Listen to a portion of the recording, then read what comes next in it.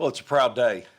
It's a great day to be a Bulldog, and it's a proud day for me and my staff and our program, our university, to be able to sit here today and host an NCAA championship.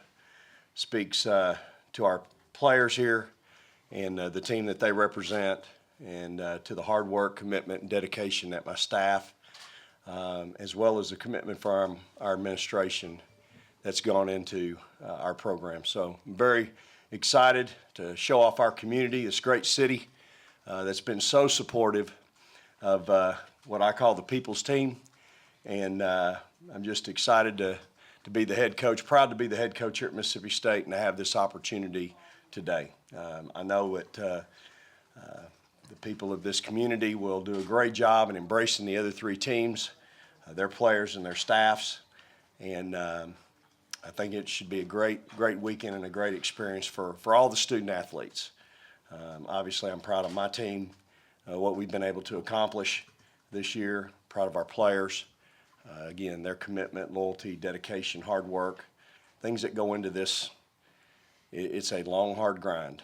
And to be here today speaks volumes for who they are, their character, and what they're made of. So again, proud, very excited, and again, welcome to Starkville. Okay, now we'll take questions for our student athletes, and if you would raise your hand since we've got a packed house. Do this a little more orderly. Victoria, what have you seen about Chattanooga as far as matchups, and what stands out to you about that team that you've seen? They got very good guard play, and they're very quick off the with the ball. They shoot high percentages, and their post player is very different from ours. Like she attacked the basket, and she can shoot threes. Danny P. Now, when you just talk about the Board of Aldermen recognized y'all with the proclamation the other night, just what did that mean for you, and what did it mean for you and the team? It was just a really proud moment for us, and just to be recognized by the mayor of Starkville, and just to see it, like all of our hard work pay off from the beginning of the season to now. Michael. Now the high hosting is kind of settled now. How does this business trip, so to speak, feel different than maybe last year's? Just we have to defend our home court, and the mayor, he said it's Mississippi State Women's Basketball Weekend, and we want to make it a weekend. We don't want to just make it a day, so we want to win the weekend. So we just need to make winning important this weekend. Adam.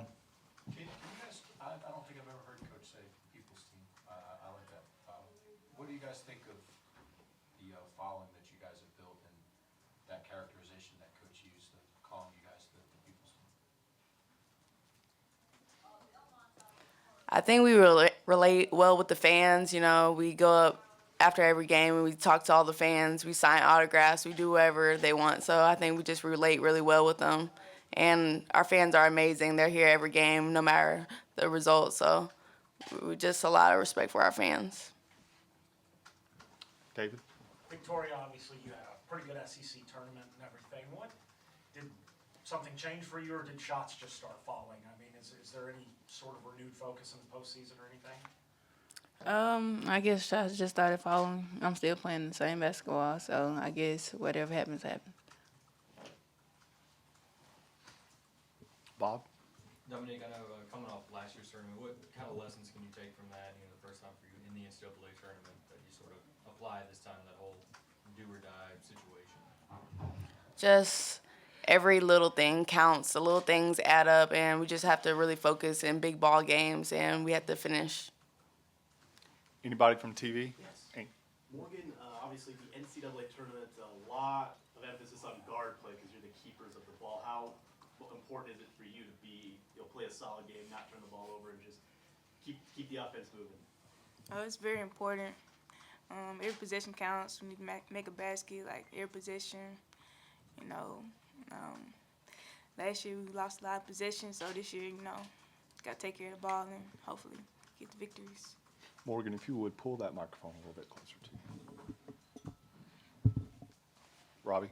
Morgan, last year you were in Jazz's shoes as far as being a freshman point guard and to learn under somebody more experienced. What have you seen from her and her, progression as a point guard, and When she's healthy, outside of those injuries she's going through, what have you seen from her in her progression her freshman year? She's a great ball player. She's just as fast as me. She takes the basket well, find open players. She feeds the post players very well, like a mini me.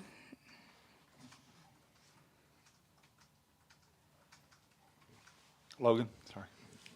Morgan, with such a big break between games from the SEC tournament till now, how has it helped your leg just to get a few days off and heal up a little bit more? It's been good, but we've still been practicing. I feel like I've been practicing better, going harder, changing things that I need to change from watching film. So it's been good.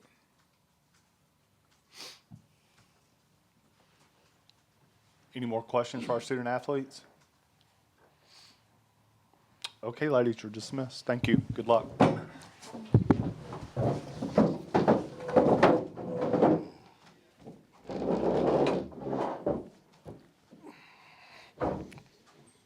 Okay, questions for Coach? Robbie? Coach, same question about Jazz. I know she's kind of hit a snag with the concussion that she's kind of going through, but other than that, what have you seen from her in her first year? I know you've been pretty high on her and how she's kind of handled things. Yeah, she's been great. She's going to be a great player. She's faster than some days. She's faster than Morgan, and I've said Morgan's the fastest kid I've ever coached. So, for Jazz, she's going through a lot of the same growing pains that Morgan went through last year, and just understanding the importance of making sure we get a good shot every possession, whether it's her getting it or her teammates, but just running the offense and making sure we don't turn it over. Sometimes I have to remind her and LaCaris, I just need vanilla, I need a plain, I don't need all the mustard and ketchup, And so sometimes I just have to remind those two especially of that. And again, Jazz is really, really good. I knew this when I recruited her. She's really good in the open floor. She sees the floor exceptionally well. And I think our team runs just as well and some days better with her at the point. Michael? Vic, how did the Turn the People's team come about? Y'all haven't been listening to me. I've said that before now. I just think that, again, it's how we honor the game, how our kids honor the game, how they play the game. Like Dom said, their ability to communicate with our fans. We go up in the stands after ball games and sign the same autograph, take the same picture with the same people, every 3-4 days, but yet we don't turn them down. We never say no. We hug mamas, kiss babies, and vice versa. But I just think that in the way we play the game, the hard work, the toughness, it's easy for parents who have young children, girls and boys alike, to identify with our kids and show their kids, hey, this is how you play the game. This is what playing hard, working hard, and doing the little things, this is how you're good. And for us, I think that's exactly who we are. And so I just think that, I think that's why, again, I give that all the credit in the world why we're averaging 6,200 fans. It's because of our players, how they play the game. David? I know obviously Victoria means a lot to your offense and everything. At the beginning of games, when you see your team come out, would you rather her start hot or would you rather the rest of the team start hot and then get her going, or does it really matter who starts or finishes? I just like to start hot. I've said this before. I think when Victoria's playing well, I think you see our team relax and play well, and I think that they feel a sense of calmness, so to speak. But we've had some of our highest scoring games with Victoria not scoring. Arkansas, Vanderbilt in the SEC game, SEC tournament. We scored 81 against Arkansas, and scored quite a few against Vanderbilt, and she didn't play the entire fourth quarter. So we've had some games where if she was in foul trouble or struggling, we've scored a lot of points. So again, I think that goes to the chemistry and the balance that we have with our team. Danny P? What did it mean to you personally to have the mayor and Board of Aldermen do what they did the other night? It's very, very humbling and a tremendous honor, Danny. I think it's so appropriate. Again, this community has embraced us, you know, in the 4 years that I've been here, and their support of our program, our team, my girls, has just been outstanding. I mean, Starkville, Mississippi, we're averaging 6,200 fans in the SEC, had 10,660 for a ball game, 7,000 and change for another. And this community has really embraced my girls. And I give my girls, again, all the credits, how they play the game, how they honor the game. It's the respect that they give our fans, the time that they spend with them. Again, their ability to communicate and willingness, you know. It's very, you know, in today's world, there's lots of kids that want to run straight to the locker room, grab their phone, want to get out as quick as they can, and our kids aren't like that. And they understand the importance of that relationship with our fans, you know. And so, again, it was just so honoring. It was such an honor to be there and to have that proclamation for our team. You know, that's quite an honor. And so, again, just appreciated their support and want them to know how much we appreciate theirs. To the back. How much do you think that fan support will have when you're hosting here, and what kind of matchups do you see against Chattanooga? Well, the 1:30 tip is a challenge on Friday afternoon. So it's you know, this is a hard-working community, and you know, it's hard to if I know for some to get off work. I have sent out a permission no to miss work slip via Twitter. Anybody needs that, it's on there, and I'm sure it warrants serious consideration from any employer. But you know, that's the challenge I think we have on for Friday for early tips. But that goes on across the country. So as far as our matchups, you know, again, I have a great deal of respect for UT Chattanooga and for Coach Foster. I've known him a long time. He's a Hall of Fame coach. They do have tremendous players, tremendous guard play. I'm sure their five-player Joyner will be a little bit motivated being back in her home state, and so, you know, it's a tremendous challenge and a tremendous matchup for us, and you know, we're going to have to really play well. You know, they do a lot of things that can affect you, and again, we're going to have to play really, really well in the ball game. Jazz gave you some good minutes in the SEC tournament. Do you feel like she's back as far as physically? Yeah. Do you think she's ready to go? Yeah, no question. She's physically, she's good. I just got to keep her from busting her head on the floor, you know. And it wouldn't be the first kid I've had to teach how to fall. I had a Kodak All-American and had to teach her. She took a charge about the third game of the year and had a concussion, and I got pulled aside by Coach Blair and said, if she's going to take a charge for you, you better teach her how to fall. So I may have to teach her how to fall. Michael. How much did you see Joyner in high school? I know the timeline's kind of close for you getting here, but how much did you see her when she was here? I don't know that I saw her a great deal, you know, to be honest. And certainly they've done a great job with her. She's a tremendous player and very skilled player, tough, competitive. And you have to be to play for Coach Foster. So, I mean, I think that speaks well for her. And obviously came from a very good high school program in the state. So, again, we'll have our hands full with her. Adam, and then we'll go to Bob. I don't know if Schaefer's Grill will be open. I think you're gonna be busy with other things, but, just in terms of the eateries and the hospitality in the area here, how do you hope that people are gonna take advantage of everything that's here to offer after the basketball? Well, it's a great community. It's a great city, and we obviously have some great restaurants and great food. It's unfortunate we've got a convention in town that took up 700 beds here locally, and so I was a little disheartened by that. But Mary Ann reminded me, even when we were at Duke last year, and I was talking to the coach at Michigan State, and she reminded me she was at North Carolina. We both traveled 25, 30 minutes, you know, one way just to get back and forth at those locations a year ago. So it's not unusual at all. And certainly Columbus has a lot to offer from that standpoint as well. I think the disappointment is that it's hard to eat here when you're traveling back there to stay, and so you might miss some of that opportunity. But this is a great community and a great city with so many good places to offer for these teams, and I hope it's my hope that they'll be able to take advantage of that. But it's again, it's an honor to have them here. Bob? I know going into this, you still got another practice to go, but can you see a difference between last year and this year in terms of preparation for everybody but the freshmen having been through it before? Well, every team's different, and this team certainly has its challenges.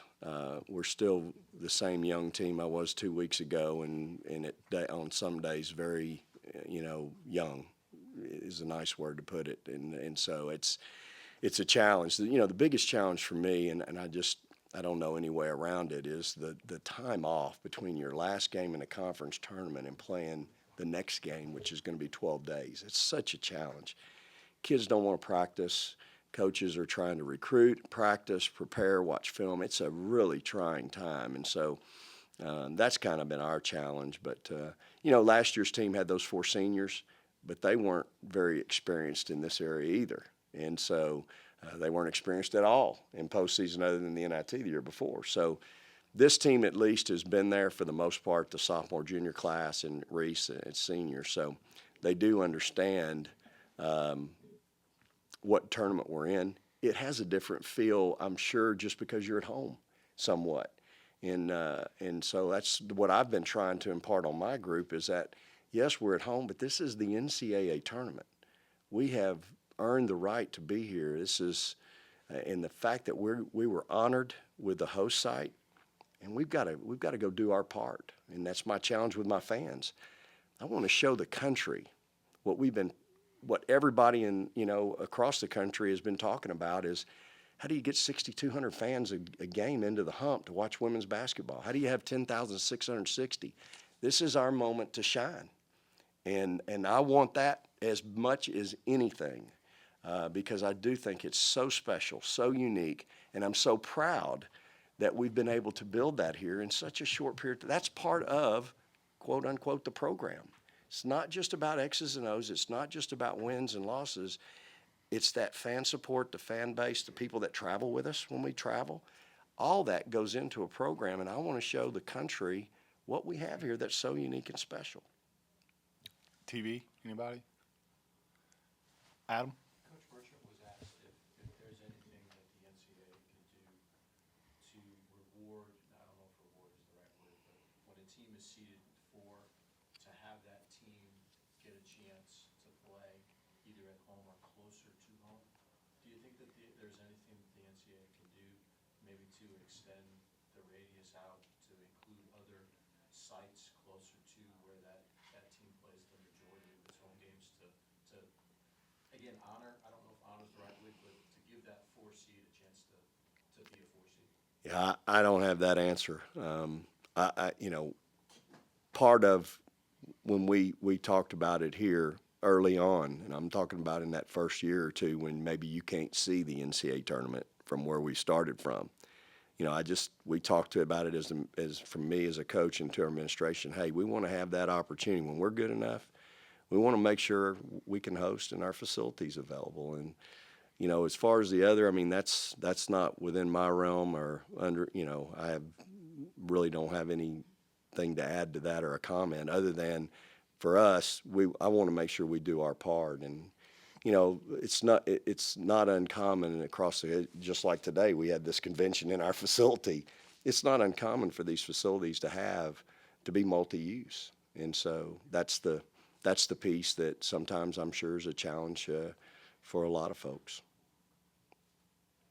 Any more, Adam? And any barbecue places that you would recommend, Coach Foster? Well, there's Petty's? Petty's. Dewey. Little Dewey in town is awfully good and for barbecue, and I'm not sure over in Columbus. I've eaten there a few times at some of the chain restaurants, but I know Little Dewey serves a pretty good barbecue plate here in town, and there's so many good places, that we have to offer here, and I'm hopeful that all the fans will have an opportunity to experience those because this is a great town. This is a great community. have tremendous people, and obviously we have a beautiful, beautiful university. Any more questions? Okay, thank you. All right. Thanks, Coach.